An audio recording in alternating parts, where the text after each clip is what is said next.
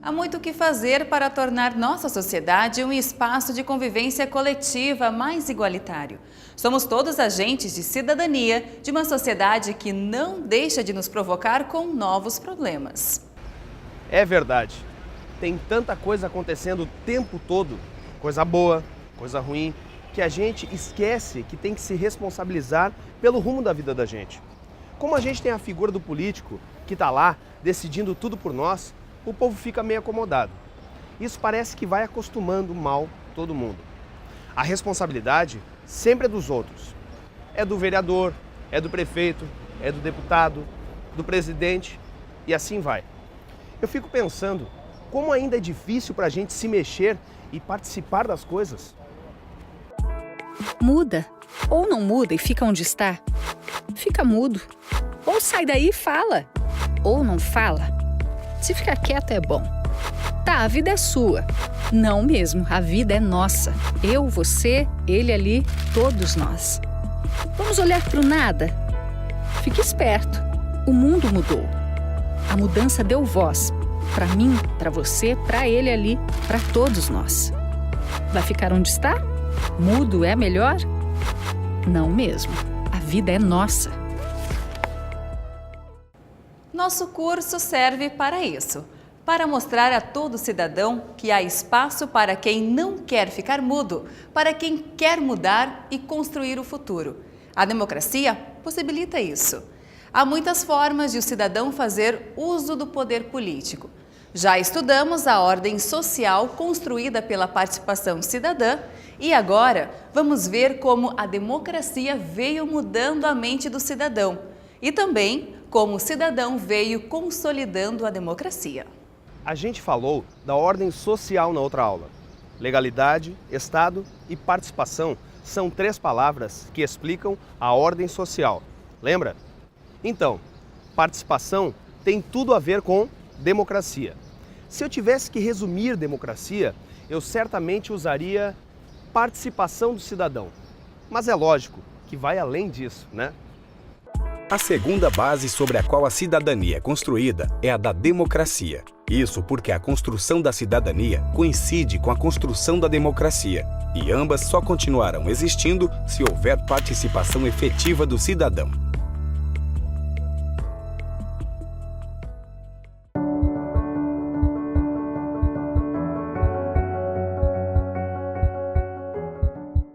Acho que a gente passou a perceber porque agora nós também temos poder de decisão.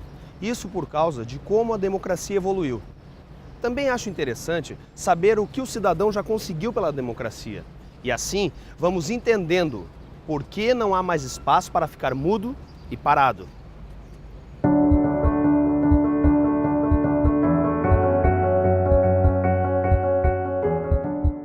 A participação ativa do cidadão em outros momentos da história da humanidade já conquistou inúmeros direitos, garantidos até hoje pela lei. Vamos reuni-los em 4 tipos para o nosso estudo: os direitos civis, os políticos, os sociais e os difusos. Os direitos civis são direitos fundamentais para que a pessoa tenha a vida preservada. Os direitos políticos se resumem no direito de o cidadão participar das decisões do Estado, isto é, do governo e da sociedade. Os sociais estão relacionados ao cotidiano do cidadão. Muita gente dedicou a vida para garantir estes direitos.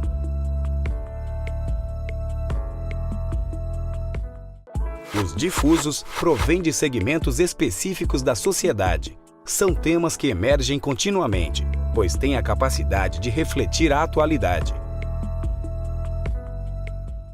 Pense na construção de uma casa. Ela precisa ser edificada sobre pilares que formem a sustentação. Sem os pilares, a estrutura de base não dá conta de manter a casa em pé, porque as paredes ficam frágeis. Pois bem, nessa comparação, a casa é a cidadania e os pilares, os direitos. Os 4 tipos de direito formam os 4 pilares de sustentação da cidadania. A conquista de todos eles transformou e vem transformando a sociedade.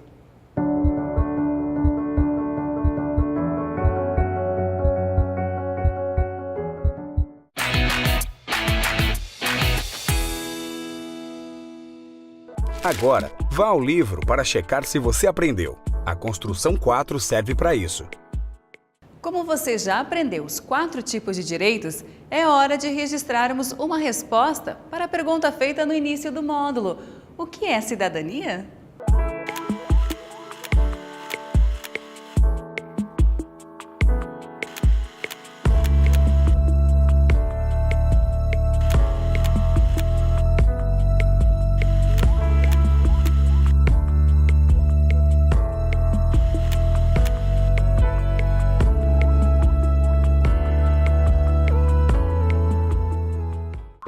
Para a cidadania ser tudo isso, ela precisa da democracia ou não? A cidadania, entendida dessa forma participativa, a gente só encontra em estados democráticos. Dá até para restringir o conceito de cidadania a isso aqui, ó. Território, mais estado soberano, mais cidadão. Mas em estados onde o poder está distribuído, que é o caso do Brasil, a matemática é outra. Estaria mais para território, mais Estado democrático de direito soberano, mais cidadão soberano. Isto tudo é igual à cidadania. É o democrático que faz a diferença, tá vendo? Já que só tem democracia se tem participação do povo. O que a maioria decidir, está decidido para todo mundo. Povo e Estado são soberanos em suas decisões. A gente viu isso na aula anterior.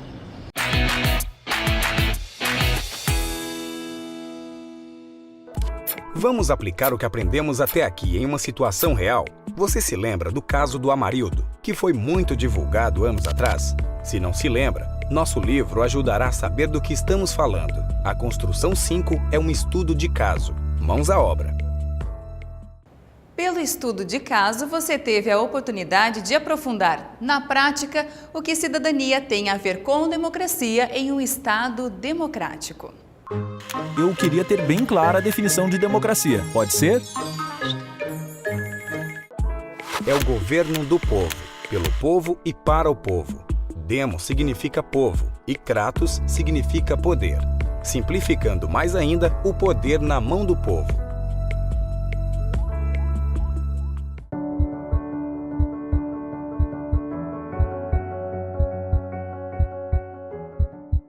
É isso aí. Cidadania é distribuição de poder. O poder também está na mão da gente. Mas poder na mão vem junto com responsabilidade, concorda? Tá. Você vota em alguém para te representar na definição de direitos e deveres. E daí acha que o poder do cidadão se resume em votar? Não. É muito além disso. E este curso vai ser inteiro mostrando tudo que passou a ser nossa responsabilidade. A gente tem poder, sim, e não é pouco. Mas a gente tem que começar entendendo que votar em alguém não é apenas dizer: agora o poder está com você. Bem lembrado, a responsabilidade do erro de alguém que ocupa alguma função pública é tão grande quanto a de aceitarmos o comportamento errado dele. A omissão permite que o erro se mantenha.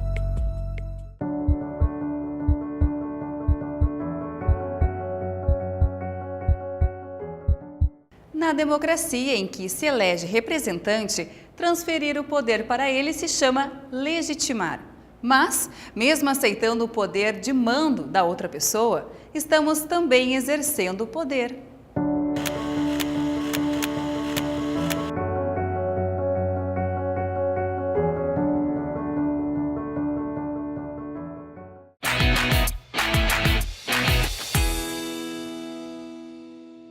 Leia a notícia que faz parte da Construção 6 e relacione o que aprendeu a uma situação real.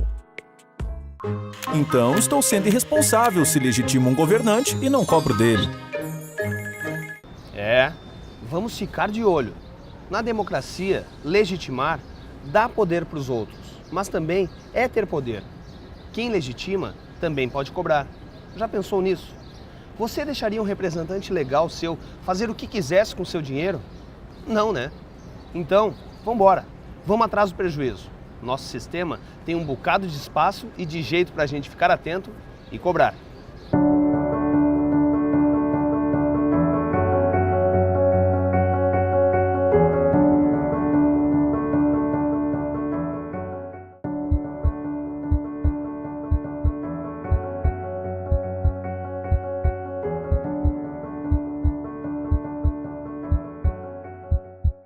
Você já percebeu como as pessoas costumam valorizar o local onde nascem, vivem, criam seus filhos, enfim, onde vivem sua história? Já pensou como pode ser difícil para as pessoas deixar sua terra para ter de viver em outra, com cultura diferente, língua, costumes diferentes? Já notou que mesmo quando elas gostam de morar fora do seu país, se sentem ainda vinculadas a ele? Estamos falando de um sentimento comum, que liga as pessoas ao lugar onde elas querem viver. Um sentimento que faz o intercambista sentir falta de sua terra, que faz o povo cantar em coro o hino do país com um orgulho que não sabe de onde vem. Sabe do que estamos falando? Do nacionalismo? Isso, do nacionalismo. É importante atentar também para este sentimento porque ele ajuda a compor o conceito de Estado e o de cidadania. Tínhamos visto que, se fôssemos separar o conceito de Estado em partes, surgiriam três: o Estado democrático de direito, o território e o cidadão que vive neste território, colaborando de uma forma soberana com o estabelecimento de ordem social. Mas, alertam os estudiosos, um Estado só é pleno se levarmos em conta mais um componente: o Estado-nação. Tá, então vamos voltar ao nosso esquema aqui. Tem o território e tem os cidadãos que vivem nesse território, participando das decisões e definindo as regras de convivência de forma democrática e soberana. Agora a gente acrescenta aqui o Estado-nação, que é o que estava faltando. E pronto, tá pronto o conceito de Estado.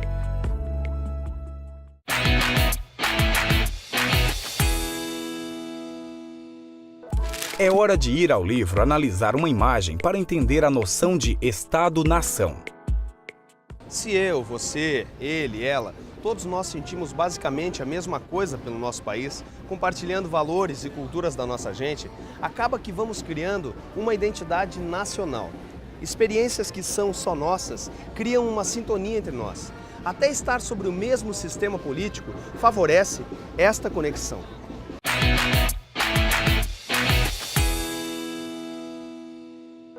No livro tem a seção Trocando em Miúdos, antes do mapa que você analisou. Coloque as ideias em ordem, conferindo o conceito de Estado. Antes de encerrar esta aula, não podemos esquecer que não há organização social sem cidadania. Também não há Estado sem cidadania.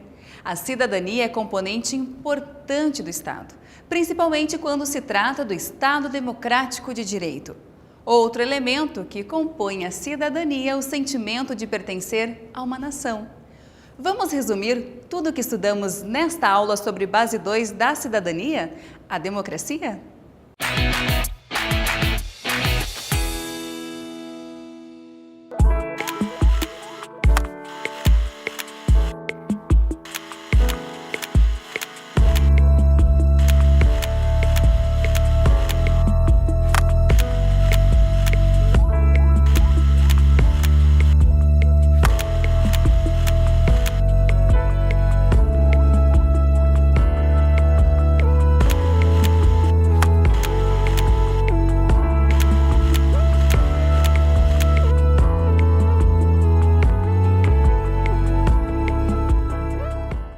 Estudamos na aula 2 uma das 3 bases da construção da cidadania, a ordem social.